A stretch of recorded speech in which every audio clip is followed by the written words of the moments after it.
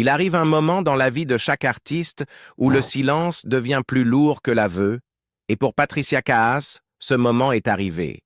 Pendant des décennies, elle est restée sur scène avec une assurance inébranlable, dissimulant des blessures intimes derrière des performances impeccables et un succès mondial. Mais à l'approche de ses 60 ans, la chanteuse laisse enfin remonter à la surface une vérité qu'elle avait autrefois enfouie. Non par désir d'attention, mais par épuisement de la porter seule. Et ce qu'elle révèle aujourd'hui nous oblige à reconsidérer non seulement sa carrière, mais aussi le prix émotionnel de sa survie. Le point de rupture derrière le retour. Lorsque Patricia Kaas est revenue à la télévision française en 2025 en tant que coach dans The Voice, beaucoup y ont vu un retour triomphal, la renaissance tant attendue d'une icône qui avait marqué le paysage musical des années 80 et 90. Mais derrière les sourires et les interviews maîtrisées, son retour révélait quelque chose de bien plus fragile. L'acceptation que la vie qu'elle avait construite, la célébrité qu'elle portait et la douleur qu'elle avait traversée ne pouvaient plus exister dans le silence. À 59 ans, elle se tenait enfin dans un espace où elle pouvait reconnaître les débris émotionnels laissés par des décennies d'ambition incessante, de pertes personnelles et de cette forme de solitude que seuls les personnages publics comprennent vraiment. Et pour la première fois, elle admettait ouvertement que les applaudissements sur lesquels elle s'était appuyée pendant des années étaient devenus à la fois son refuge et sa plus grande échappatoire. Patricia regardait The Voice depuis 14 ans, attendant silencieusement le moment où quelqu'un lui demanderait de rejoindre l'émission. Lorsque TF1 l'a finalement invitée en 2025, elle n'a pas dit oui immédiatement. Au contraire, elle a hésité. Cette hésitation n'était pas un manque de confiance en son talent. Elle avait vendu plus de 20 millions de disques, donné plus de 1700 concerts dans le monde et était devenue un symbole de l'excellence française à l'étranger. Son hésitation venait de la peur que ce retour sous les projecteurs n'oblige à ouvrir des portes qu'elle avait gardées verrouillées, à affronter des souvenirs enfouis sous des décennies de travail. Lors des auditions à l'aveugle, lorsqu'elle a confié à un candidat tremblant « J'avais peur, mais quand je t'entends, je sais pourquoi je suis là », elle s'adressait autant à elle-même qu'à lui. La peur dont elle parlait n'était pas professionnelle. Elle était profondément personnelle. Dans sa vingtaine, elle avait perdu sa mère, emportée brutalement par un cancer, une perte qui avait brisé ses fondations émotionnelles au moment même où sa carrière prenait forme. Quelques années plus tard, une autre tragédie la frappait lorsque son frère mit fin à ses jours. Ces événements l'avaient déstabilisée bien avant que la célébrité puisse l'ancrer. Au lieu de vivre son deuil, elle s'était précipitée vers la scène, vers un public qui l'aimait sans condition, remplissant le vide laissé par les deux personnes qu'elle n'avait pas pu sauver. Elle avouera plus tard que l'adoration du public était devenue une manière de combler ce manque, une stratégie de survie qu'elle avait utilisée tout au long des débuts de sa carrière internationale. Mais cette stratégie avait un prix. À force de tout donner à la scène, elle s'est lentement effacée de sa propre vie. Elle a ignoré ses besoins, son corps, son épuisement émotionnel, jusqu'en 2016, lorsqu'elle a finalement heurté un mur. Le burn-out de cette année-là n'était pas une simple fatigue, c'était l'accumulation de chagrins tus, de travail inlassable et de cette croyance silencieuse que si elle cessait de se produire, elle n'aurait plus rien à quoi se raccrocher. Sa décision de se retirer pendant près de 8 ans n'était pas un choix de carrière. C'était une nécessité, la seule manière d'éviter le point de non-retour. Et revenir aujourd'hui, en 2025, signifiait admettre quelque chose qu'elle avait longtemps refusé de formuler à haute voix. Même les voix les plus fortes finissent par se fissurer sous le poids du silence. Le traumatisme qu'elle cachait au monde. Bien avant que le burn-out ne force Patricia Kaas à s'éloigner de la scène, une expérience plus sombre avait déjà bouleversé sa relation à la célébrité, à la confiance et même à son public. Au début des années 1990, alors qu'elle connaissait une ascension fulgurante, enchaînant les succès, se produisant sur plusieurs continents et devenant le nouveau visage de la chanson française, Patricia vivait dans une peur qu'elle ne pouvait reconnaître publiquement, la peur d'un homme qui avait franchi 1990 la frontière floue entre admiration et obsession. Pendant 2 longues années, elle fut harcelée par un fan mentalement instable qui surveillait ses déplacements, envoyait des menaces et tenta finalement de s'introduire chez elle. La chanteuse, qui puisait autrefois sa force dans la foule, se mit à scruter les visages, cherchant le danger là où auraient dû se trouver les applaudissements. La situation prit une tournure dramatique lorsque cet homme kidnappa un membre de son équipe, un incident si grave que l'intervention de la police devint inévitable. Le face-à-face se termina par la mort de cet individu, abattu par les forces de l'ordre. Patricia n'en ressortit jamais indemne. Bien qu'elle continuât d'apparaître sur scène avec assurance, livrant des interprétations puissantes d'entrée dans la lumière ou, je te dis vous, elle portait en elle une terreur que la plupart des fans n'ont jamais soupçonnée. Lorsqu'elle évoqua enfin cet épisode en 2016 dans « On n'est pas couché », elle admit à quel point cette expérience avait laissé une marque indélébile dans son esprit. Cela vous rend plus forte quand on commence une carrière et que tout d'un coup, il y a un fou derrière vous. La force, cependant, ne racontait que la moitié de l'histoire. La force était ce qu'elle montrait, la peur était ce qu'elle vivait. Avec le temps, même les gestes les plus innocents devinrent des déclencheurs. Un fan lui offrant une rose, un geste pourtant tendre, pouvait la faire reculer si elle remarquait des mains tremblantes ou trop d'émotion dans le regard. Elle avoua être devenue méfiante, même envers des admirateurs bien intentionnés. L'imprévisibilité des comportements humains, la possibilité que la gentillesse masque un danger, la rendirent prudente d'une manière que le public n'a jamais imaginée. Pour une artiste dont la connexion émotionnelle au public avait été une bouée, ce changement fut dévastateur. Ce traumatisme infiltra aussi sa vie personnelle. Déjà éprouvée par la perte de sa mère et de son frère, Patricia vit son instinct de protection se renforcer. Elle devint plus sélective envers ceux qu'elle laissait entrer dans sa vie, plus prudente dans ses relations, plus déterminée à garder le contrôle. Elle admit qu'un partenaire rencontré peu après la mort de sa mère avait fait de sa vie un cauchemar, laissant des blessures qu'elle porta dans ses relations suivantes. Tandis que sa carrière s'élevait, son univers émotionnel se resserrait. Elle vivait dans un équilibre constant entre tout donner à son public et cacher tout ce qui pouvait l'exposer à la douleur. C'est cette combinaison, chagrin, célébrité, violation, méfiance, qui la poussa silencieusement vers le burn-out qu'elle affronterait des années plus tard. Le monde voyait une star. Elle vivait comme quelqu'un qui essayait simplement de survivre. Et survivre devint l'aveu discret qu'elle ne pouvait formuler jusqu'à aujourd'hui. Le fardeau d'un corps qui ne pouvait pas oublier. Alors que Patricia Kaas naviguait entre les cicatrices émotionnelles laissées par le chagrin et la peur, une autre vérité, plus intime, prenait forme en arrière-plan. Une vérité qu'elle avait cachée pendant la majeure partie de sa vie.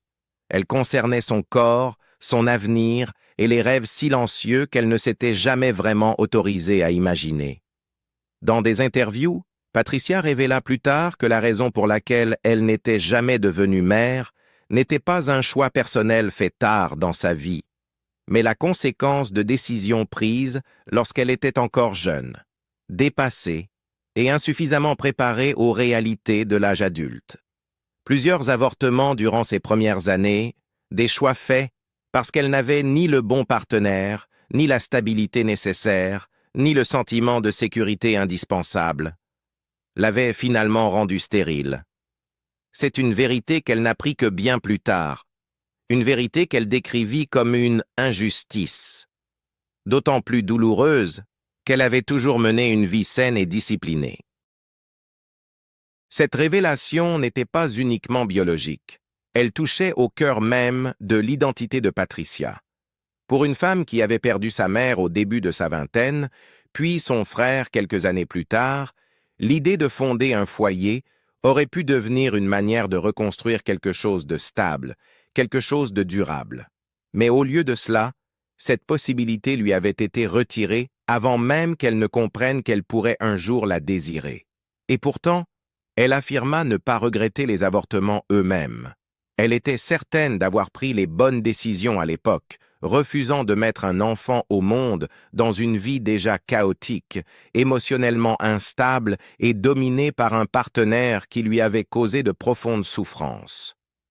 Le regret n'était pas la question, c'était la permanence de la conséquence. Pendant des années, elle évita de parler de cette perte, convaincue que le public ne comprendrait pas et transformerait sa vulnérabilité en jugement. Mais la vérité demeurait en elle, façonnant ses choix, ses relations et même le rythme de sa carrière. Sa dévotion à la scène devint plus qu'un professionnalisme. Elle devint un substitut à l'épanouissement émotionnel que la maternité aurait peut-être pu lui offrir.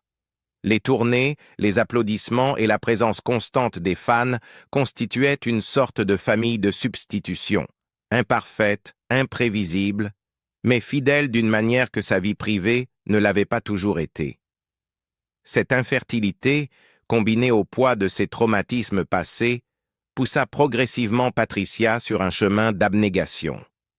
Elle donna tout à la musique, écrivant et interprétant comme pour combler les espaces creux que le chagrin avait creusés en elle.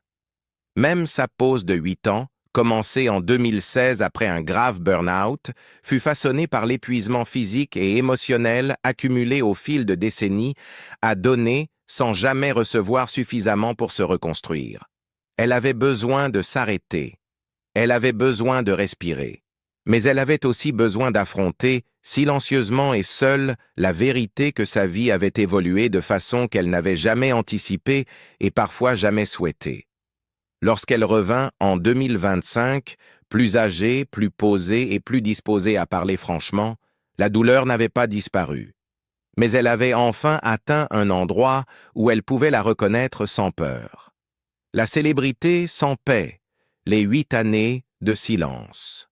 Lorsque Patricia Kaas s'est éloignée de la scène en 2016, le public a supposé qu'il ne s'agissait que d'une pause temporaire, un moment de repos courant dans une longue carrière. Mais derrière cette explication polie se cachait une fatigue bien plus profonde que quiconque ne pouvait l'imaginer. La vérité, c'est que Patricia avait passé des décennies à survivre grâce à l'adrénaline, au chagrin, à la discipline et à l'attente incessante de rester forte, quel qu'en soit le coût. Les applaudissements qui autrefois l'avaient déportée étaient devenus un masque, dissimulant une femme arrivée au bord de l'effondrement émotionnel. Le burn-out qu'elle a subi cette année-là n'était pas un incident isolé, c'était l'aboutissement d'une vie passée à fuir la douleur tout en continuant de se produire à travers elle. Dans ses propres mots, elle comprit qu'elle s'était oubliée, se perdant en donnant tout aux autres. Les premières années de célébrité lui avaient donc permis d'enterrer le chagrin de la perte de sa mère et de son frère, la persuadant que le travail pouvait combler le vide qu'ils avaient laissé. Mais elle ne prit conscience de l'illusion que lorsque son corps et son esprit refusèrent de continuer. Elle atteignit un point de non-retour où le repos n'était plus une option, mais une nécessité absolue. Sa voix, qui l'avait portée à travers chaque tragédie, ne pouvait plus la protéger des conséquences d'une vie vécue dans une tension constante. Pendant ces 8 années de silence, loin des projecteurs, Patricia fit quelque chose qu'elle ne s'était jamais autorisée auparavant. Elle cessa de prétendre être invincible. Elle affronta le poids émotionnel qu'elle portait depuis l'enfance, la peur laissée par un harceleur violent, les blessures causées par un partenaire qui avait trahi sa confiance, la culpabilité de choix qui avait façonné sa fertilité et la solitude qui accompagne souvent la célébrité. Ce ne sont pas des réflexions que l'on peut faire en tournée, en studio ou lors d'interviews. Elles exigeaient de la tranquillité, de la distance et le courage de se regarder en face sans l'armure de la performance. Son absence de la vie publique fut aussi influencée par une autre vérité, moins connue. Elle ne reconnaissait plus la personne qu'elle était devenue. L'artiste qui autrefois se sentait invincible sur scène était devenue méfiante envers l'exposition. La femme qui autrefois trouvait la vie dans les applaudissements se sentait désormais épuisée par les attentes attachées à son nom. Et pourtant, elle savait que disparaître pour toujours n'était pas une option. La musique restait son encre, mais elle devait y revenir en tant que femme reconstruite, non en tant que femme qui se cache. Ainsi, lorsque The Voice l'invita en 2025, Patricia hésita, non parce qu'elle doutait de ses capacités, mais parce qu'elle se demandait si elle était prête à être vue à nouveau, pleinement, honnêtement, sans cacher les fractures sous la surface. Mais au moment où elle s'assit dans le fauteuil rouge, écoutant de jeunes chanteurs déverser leurs émotions brutes dans chaque note, quelque chose changea. Elle se souvint pourquoi elle avait commencé à chanter, non pour fuir, non pour survivre, mais pour se connecter, pour partager quelque chose de vrai. Son retour ne fut pas un triomphe de la célébrité. Ce fut une victoire silencieuse sur le silence. Réapprendre à faire confiance. Le retour dans un monde qui l'avait autrefois blessé. Lorsque Patricia Kaas accepta l'offre de rejoindre The Voice en 2025, elle n'était plus la jeune chanteuse guidée par l'instinct et la survie. Elle était une femme façonnée par des décennies de triomphes, obscurcie par des blessures intimes. Une femme qui avait appris que la célébrité pouvait l'élever à des sommets extraordinaires, tout en la laissant complètement seule à la fin de la journée. Revenir à la télévision nationale signifiait replonger dans un monde qui lui avait tout donné, mais lui avait aussi pris bien plus que ce que quiconque pouvait imaginer. Et pour la première fois de sa carrière, Patricia s'autorisa à affronter ce que cette contradiction signifiait réellement. Son rôle de coach lui apporta une clarté émotionnelle inattendue. Chaque candidat qui montait sur scène portait avec lui une part de son histoire, la peur, l'ambition, le chagrin, l'espoir, et dans leur voix tremblante, Patricia reconnaissait la version plus jeune d'elle-même. Celle qui chantait à 8 ans parce que la musique était un refuge. Celle qui débuta à l'Olympia à 21 ans en pleurant une mère qu'elle n'avait même pas eu le temps de vraiment pleurer. Celle qui cachait la terreur derrière le professionnalisme lorsqu'un harceleur violent menaçait sa vie. Celle qui apprit qu'elle ne pourrait jamais avoir d'enfant après avoir cru pendant des années qu'elle avait encore du temps. Et celle qui s'était consumée elle-même à force de trop donner. Assise dans ce fauteuil rouge emblématique, elle découvrit quelque chose qu'elle n'avait jamais envisagé. La vulnérabilité pouvait être une force. Lorsqu'elle dit à un candidat « J'avais peur, mais quand je t'entends, je sais pourquoi je suis là », elle ne parlait pas de l'émission. Elle parlait de sa propre guérison. Pendant des années, elle avait cru que s'ouvrir ne ferait que rouvrir des blessures, mais voir ces jeunes chanteurs exposer leurs failles sans honte lui rappela que l'honnêteté pouvait libérer. Elle commença à parler plus ouvertement, non pas de manière dramatique, mais sincère, de la peur, du chagrin, de l'épuisement, de la redécouverte de soi à un âge où beaucoup d'artistes choisissent de disparaître plutôt que de revenir sous la lumière. Ses collègues comprirent la portée de sa présence. Les producteurs la qualifièrent de « choix évident », louant sa légitimité, son art, sa rareté. Mais ce qui comptait le plus pour Patricia n'était pas d'être célébrée à nouveau, c'était d'être enfin vue sans devoir jouer la force qu'elle ne possédait plus. Elle n'avait plus besoin de se cacher derrière des chansons comme « Il me dit que je suis belle » ou « Entrer dans la lumière ». Elle pouvait enfin vivre la vérité qu'elle contenait. L'aveu de Patricia à 59 ans n'était ni une révélation dramatique ni un scandale. C'était quelque chose de bien plus humain. L'admission qu'elle avait passé sa vie à porter la douleur en silence, croyant que c'était le prix du succès. Et maintenant, enfin, elle s'autorisait à ne plus porter ce fardeau seule. La vérité qu'elle s'est enfin autorisée à dire. À l'approche de ses 60 ans, quelque chose de fondamental a changé en Patricia Kaas. Non parce que l'âge l'avait adoucie, mais parce que le silence ne la protégeait plus comme avant. Pendant la majeure partie de sa vie, elle avait cru que révéler ses luttes affaiblirait son image, diminuerait ses accomplissements ou la ferait paraître fragile dans une industrie qui récompense la perfection et punit la vulnérabilité. Mais ces années loin des projecteurs lui avaient révélé une autre réalité. Le véritable coup du silence n'était pas porté par sa réputation, mais par son propre cœur. Et lorsqu'elle revint en 2025, elle n'avait plus la force, ni l'envie, de prétendre qu'elle avait traversé sa vie sans être touchée. Son aveu ne fut pas une phrase unique prononcée dans une interview dramatique. Il fut l'addition de petits moments sincères, sa manière de parler du burn-out sans honte, en reconnaissant qu'elle avait atteint un point où elle ne se reconnaissait plus.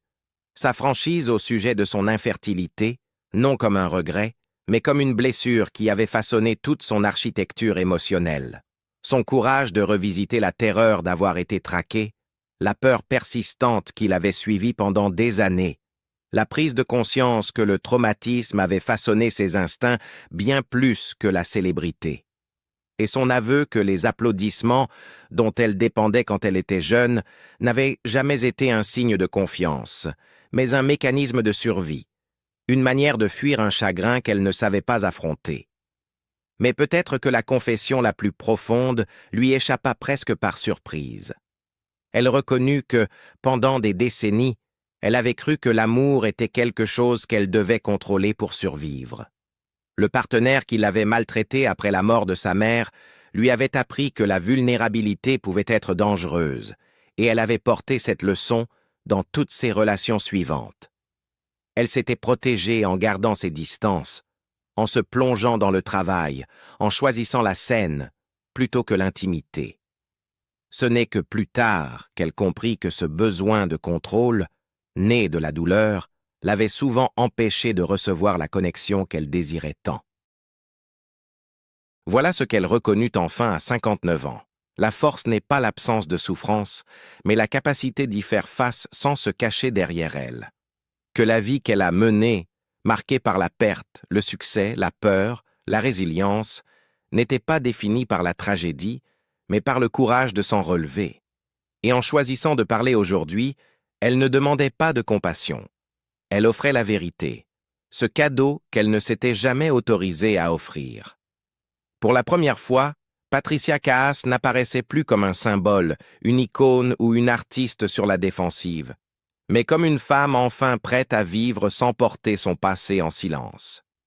Patricia Kaas a passé des décennies à cacher la douleur derrière son succès, mais aujourd'hui elle parle avec honnêteté et clarté. Pensez-vous que son retour dans The Voice marque un nouveau départ pour elle? Si vous souhaitez plus d'histoires comme celle-ci, n'oubliez pas d'aimer la vidéo, de vous abonner et de partager vos impressions ci-dessous.